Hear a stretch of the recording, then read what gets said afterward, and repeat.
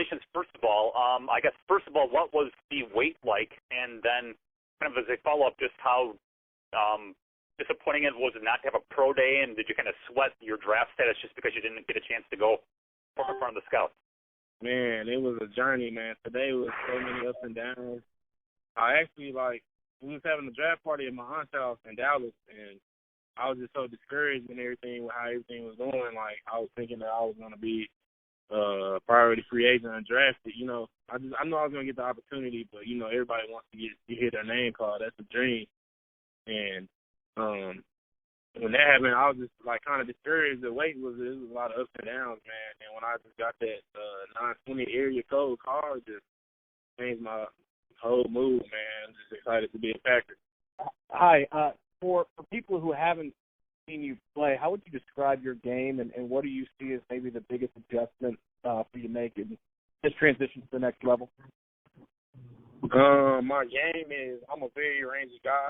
I'm a very versatile guy. I'm going to be able to show my athleticism on the defense in many ways throughout the Packers defense or whatever. And I'm a versatile guy. I can play deep. I can come down and guard tight ends, running back, come off the edge. I did all of that at CPU, so I feel like I'm a very versatile player, and I can be used in many ways in the Packers defense. Hey, Vernon, I got a two-part question for you. One, what is it to be able to reunite with Ty Summers? It seems like he's pretty excited about you on Twitter. And two, how important, since you didn't have a pro day, how important do you think that game against Oklahoma was last year and obviously making that play? Making that play, man, I would say that was like the biggest play of my college career. I just knew going into the game it was a big game, and I was tired of OU had beat us. We still lost, but we didn't get in really a game my whole time that I was at TCU my 4 years. So I wanted to just go in and just make a statement in Norman when we played, and I just wanted to have a good game and make plays and things like that. And not having a pro day, that really impacted me a lot mentally. Like when it came down to day 3 today, I was kind of blaming it, not my draft status on not being picked yet, on not having a pro day. And I kind of felt like it was out of my control because I wasn't able to showcase my skills in front of NFL teams, you know. So I thought, especially day 3, I was kind of like being down on myself because of that. But it was really out of my control and all. And, you know, I'm just glad to be a Packer, and I'm in the right place, the place where I need to be. Hey, Vernon, obviously you had to kind of looks like you kind of had to work your way up to a prominent role for 3 years at TCU. So obviously coming in, I would imagine your special teams experience plays into this. So how comfortable are you there, and what is having to kind of wait? How does that maybe prepare you for this level? Maybe you're going to have to start on stuff. Well, Coach Gary Patterson really invited in all his players that special teams was a part of the game. It was a factor. It was like the most important thing of the game because the special teams play can change the game. So going into TCU my freshman year, I knew I was going to have to earn my stripes as a special teams player, and I was perfectly okay with that. I came in and made plays. So I've been on special teams my whole 4 years at TCU, and it's really a blessing that Coach P teaches his players that special teams matter. So when it translates to the league, I'll be ready to do anything you guys ask me, man. If it's to run down there, cover punts, hold the guy up, hold the gunner up, kick off return, kick off anything. I'm down to do anything because at TCU, that was the mindset to have. To play special teams, to make special teams a priority in the game. Yeah, sorry, I just wanted to ask that Ty Summers question again. Have you had a chance to connect with them, and just what's the relationship like with them? Because it appeared as if he's pretty excited about you coming up here. Man, Ty, me and Ty are really good friends. Ty was he was kind of my big brother at TCU. He when I came in my freshman year, he kind of took me under his wing. Our lockers being close to each other, so he was just kind of always giving me tips on how to become a better player and dealing with adversity. And he just became a big brother to me in the locker room. You know, if I had a question about our defense, if something needed to be tweaked or something like that, I would ask Ty, and he would always give me a solution for it. And if I'm going through something, he'll pull me off to the side and be like, hey, man, you're good, man, since adversity. He'll always just be a shoulder to lean on during tough times, and I'm just glad I'll be playing alongside him and reuniting with a guy that I view as my big brother. Yeah, and then I just want to ask you, finally being a full-time starter this year, what did that mean to you, and what do you think that enabled you to show the NFL scouts being able to get a little bit more exposure this last year? Starting this year meant everything to me, man. I knew because I was kind of behind some good players my freshman and sophomore year, and my senior year I played a little bit, and this year it was just my time. So I just put in work over the offseason. I knew I always visualized that I would be in this moment right here talking to the NFL team after being drafted. So I just had to put the work in, and once I became a starter, I just knew I had to keep the job if I wanted to be where I am today. Watching film, countless hours of film sessions, meeting with the players, just being the leader in the defensive back room. It was just a blessing how everything worked out to be here today.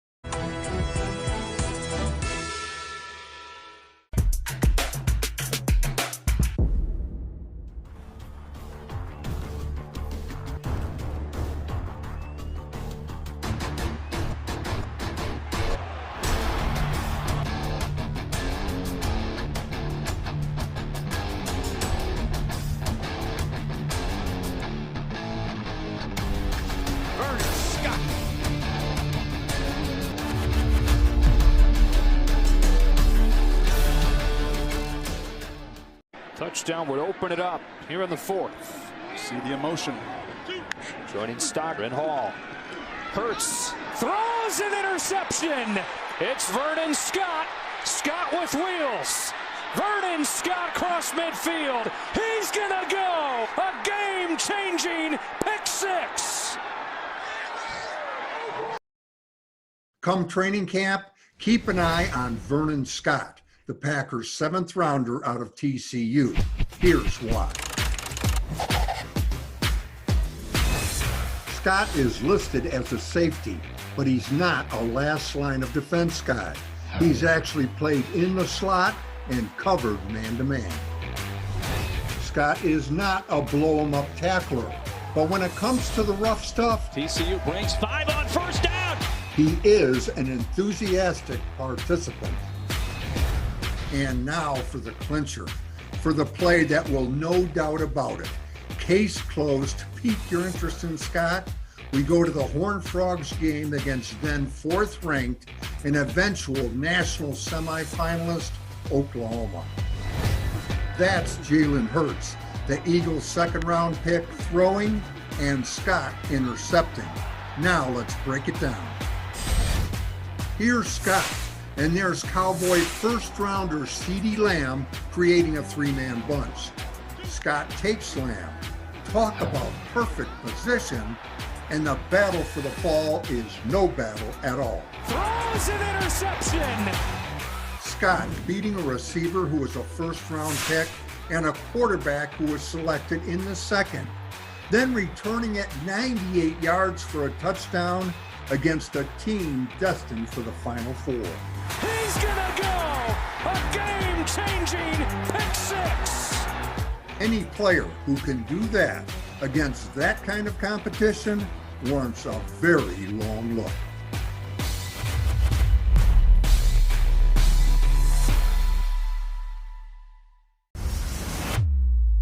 Hey everybody, Larry McCarron and Wes Hodkowitz with another instant reaction, this time to the Packers selection of Vernon Scott, a safety at a TCU in the 7th round. Mel Kiper, Wes, can you tell us about Vernon? Okay, so Vernon is one of these guys that probably got hurt by not having pro days. He's the guy that was not invited to the NFL Scouting Combine, a one-year starter for TCU. But what a year that was for him. He did make a play last season that put him on the NFL radar, and it was a 98-yard interception return for a touchdown against Oklahoma, 1 yard shy of the school record there. So listen, the quick reading I did on the guy, he talked about versatility. There was Ross Blacklock. There was these other TCU prospects that everybody was high on. He was kind of in the back end of this. And he said, you look at me, I can play safety, can play cornerback.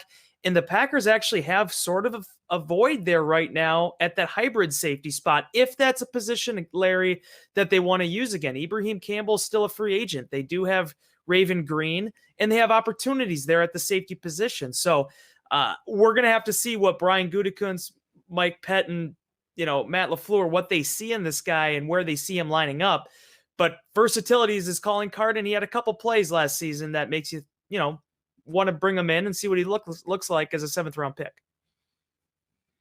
Mel, Wes, when I see safety and I see 7th round and I see 6'1", 206, I see special teams and a very, very possible and potential big contributor in that particular area. One more 7th rounder to go for the latest in Packers draft coverage. Keep it right here on Packers.com. From a football standpoint, that we needed him on our special teams. So he was actually a starter on 3 special teams all 4 years of his time here. Even when he became a starter as a defensive player at safety, he was still playing 3 special teams for us. So I think he's going to be fine from that standpoint. He's willing to take that workload on and, wants to help the team win and the organization be successful any way he can. And as long as he continues with that same mind frame, I think he's going to be very successful and find his way into having a very, important role on that team. How was his pre-draft process from your perspective? Because when we talked to him the other day, he said it was just kind of a wild experience. Obviously, not getting to go to the combine and not having the opportunity to have a pro day. So from your perspective, what was that like? I think I read somewhere the Packers weren't one of the teams that reached out to you, at least. So were you surprised when they were the team that took him on Saturday? I wasn't necessarily surprised. They did come through here and see him during the season. So it wasn't like they just kind of picked him out of a paper out of a hat. But they didn't individually reach out to me. We actually have some people in the front office that are TCU alum that knew of Vernon. So from the standpoint of just how things kind of led up to that process, it was unfortunate he didn't get a pro day because, to be quite honest with you, I think had he gotten that chance to work out for people, he may have gone higher. He's a guy that is very athletic and, like I said, has the size to go with it. But leading up to the draft, a lot of people were trying to find out, okay, where will he fit in our organization, in our scheme? Should we play him as a safety? Could we play him as a nickel corner? Could he just be a corner? And so, like, a lot of the teams were calling me, trying to figure those things out, get more about his story, why he played majority, why it took him till his senior year to play, a starter from day one type of thing. And, he just developed a little bit slower as far as his transition into college football. But like I said, he was a contributor to our program for 4 years in many aspects. And, I'm just happy that he was given that opportunity with Packers. I think it's a good program and it's a good organization he's going to. And I think that they've had some success with guys, TCU guys before, so I think he's got a blueprint there. But yeah, I'm just happy that he got that opportunity. I think he would have gotten drafted a little bit higher, to be honest with you, had he got a chance to work out though.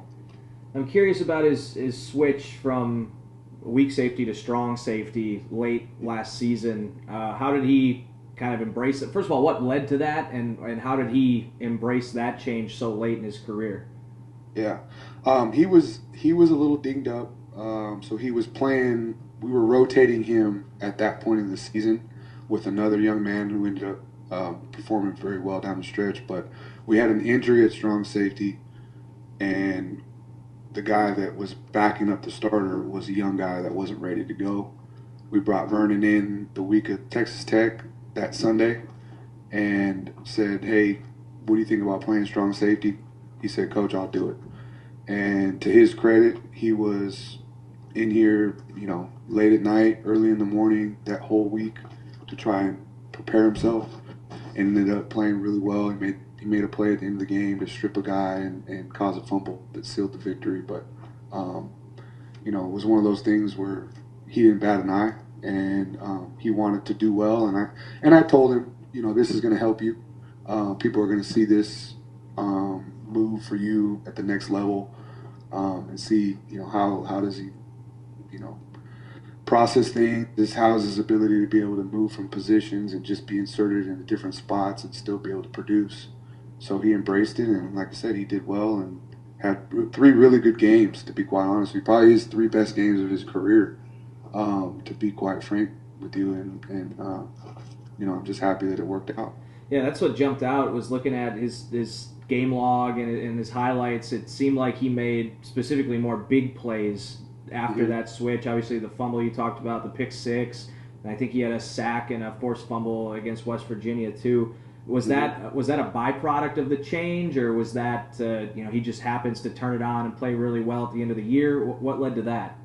Well, I think it was we were trying to get to a bowl game, so that was part of it. He wanted to get a bowl experience for his last go round as a senior year, so I think there was a little bit of extra incentive there. But I also think he made that position switch, and he didn't overthink it. He just studied and put the time in that he needed and practiced really well those 3 weeks leading up to those games, and he just finally produced, I guess. Is the best way to put it. He just had good production in those games, and he was always capable of that. And I think that's one thing that I told a couple of guys was it wasn't like Vernon wasn't capable of producing some of those plays. He had always had that capability. He just needed to make those plays so that he had that confidence. And once he started doing that, I think you saw that 3-game stretch of him being really productive for us. Will you have any one